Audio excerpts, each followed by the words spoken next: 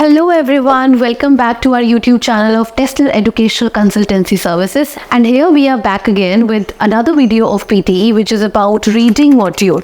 So today I'm going to explain each and every type of question which comes in PTE reading task, whether it is PTE core or PTE academic.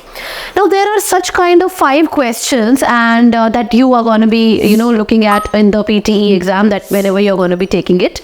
And in this PTE exam, generally in reading task you get to answer to one word either, or maximum 2 words, I would say, because all the questions are one word answers, either fill-ups type of questions, and these many.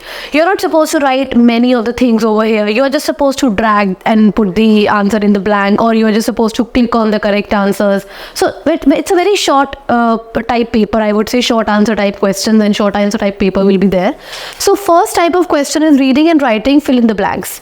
In reading and writing fill in the blanks, what you're supposed to do is you just have to read the whole paragraph and understand what agenda are they talking about, and on the basis of it, whenever you're going to click on the blanks provided, you will be getting a few options.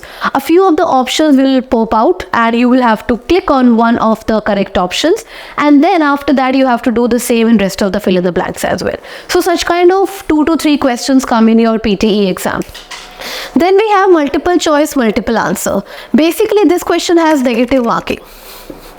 In this case, what you're supposed to do is you have to read a small paragraph given in the right or the left corner of the questions, and along with it there will be a question given to you where you will have to select more than one answer. Yes, you heard me right. There will be multiple answers that are going to be corrected, and along with the question there will be like 5 to 7 options given to you. You just have to click on more than one answer, which is the most suitable one according to the paragraph given or according to whatever the question asked. Now again, I'm telling you that this has negative marking, so make sure to do this question when you are very sure about the answer. If you are not sure about any of the answers, I would suggest you to leave it over there. Even if you are sure about one point or one answer, not multiple, then click on that one answer. At least you are going to get that corrected one. If you are not sure about the other options available, then leave that. Then we have reordering the paragraph. Here there will be a few of the events given to you. Event wise you have to reorder the paragraphs, and these paragraphs are not going to be very long. These are very short 2 to 3 liners paragraphs, I would say, and you're just supposed to reorder them according to their events happened. Yes, event wise you will have to reorder them and put it into the blanks given to you. Then we have fill in the blanks. Now these fill in the blanks are different from these fill in the blanks. How are they different? Here, as I mentioned, whenever you're going to click on the particular option or on the blank, a few of the options are going to come out which you have to select one.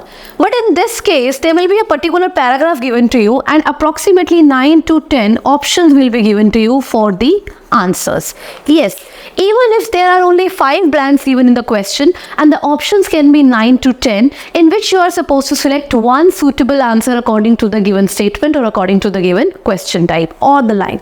So here you'll be having many options, and they provide you such options just to confuse you, and some of the words probably will be similar to each other, so you have to make sure that you should have a good set of vocabulary and you should be aware of such kind of difficult words. You can practice new words, and whatever the updations are coming up in the PTE exam, make sure to keep on practicing and improve your vocabulary for this. Then after this we have multiple choice single answer. These questions do not have negative marking. These are also similar to multiple choice multiple answers, but here you are supposed to tick mark on more than one answer. Here you have to choose only one answer. So there will be 4 to 5 options given to you along with the question. You just have to select one suitable answer according to the question, whatever they are asking to you. So this was the whole structure of reading module of PTE exam. So make sure to attempt it, make sure to practice it properly and then attempt it properly, and good luck for the exam. Thank you.